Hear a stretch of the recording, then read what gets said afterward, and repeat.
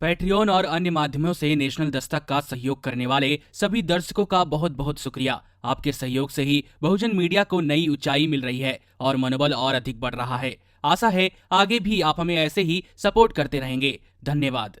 एक दो दिन पहले दिल्ली में आम आदमी सरकार ने कोरोना को लेकर हैरान करने वाला फैसला लिया। राज्य के मुख्यमंत्री अरविंद केजरीवाल ने दिल्ली के अस्पतालों में सिर्फ दिल्ली वालों का इलाज करने का फरमान जारी किया है। केजरीवाल ने इसके पीछे तर्क दिया है कि अगर दूसरे राज्यों से लोग दिल्ली में इलाज के लिए आते हैं तो दिल्ली वालों के लिए अस्पतालों में बेड उपलब्ध नहीं हो पाएंगे।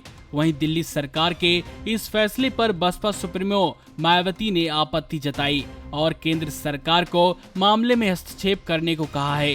केजरीवाल ने कहा था कि दिल्ली में केंद्र सरकार द्वारा संचालित अस्पतालों के लिए इस तरह का कोई प्रतिबंध नहीं होगा और यदि दूसरे राज्यों के लोग कुछ विशेष ऑपरेशन के लिए दिल्ली आते हैं तो उन्हें निजी अस्पतालों में उपचार कराना होगा। दिल्ली सीएम के फैसले के बाद मायावती ने कहा कि दिल्ली देश की राजधानी है और ऐसे में इस तरह के फैसले दुर्भाग्यपूर्ण हैं। उन्होंने ट्वीट करके केजरीवाल सरकार के फैसले पर आपत्ति जताई। बसपा सुप्रीमो ने लिखा, दिल्ली देश की राजधानी है, यहाँ पूरे देश से लोग अपने जरूरी कार्यों से आते रहते हैं। ऐसे में यदि कोई व्यक्ति अचानक बीमार पड़ जाता है तो उसको यह कहकर कि वह दिल्ली का नहीं है, इसलिए दिल्ली सरकार उसका इलाज नहीं होने देगी। यह अति दुर्भाग्यपूर्ण।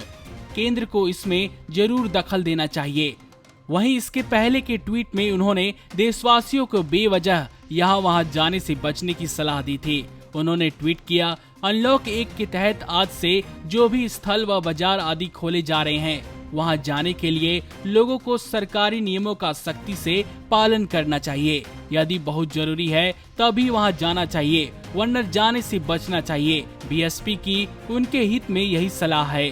बसपा प्रमुख के अलावा कांग्रेस ने भी अरविंद केजरीवाल सरकार के खिलाफ निशाना साधा है। दिल्ली कांग्रेस प्रमुख अनिल कुमार ने कहा, दिल्ली में कोरोना वायरस रोगियों के लिए पर्याप्त बिस्तर नहीं है।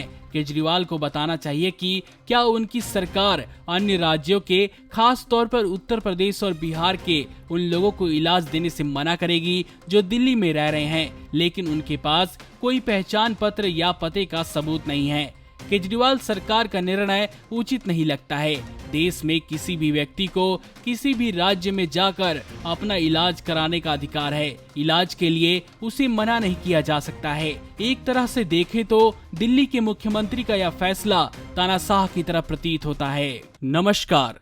नेशनल दस्तक अपनी आर्थिक जरूरतों को पूरा करने के लिए अपनी ऑडियंस पर निर्भर है। बहुजन समाज से संबंधित मुद्दों को उठाने के कारण यूट्यूब की तरफ से नेशनल दस्तक की कई वीडियो पर एड्स नहीं दी जाती, जिसके कारण हमें आर्थिक समस्याओं का सामना करना पड़ रहा है। आपका एक छोटा सा कदम बहुजन मीडिया को बचा सकता है।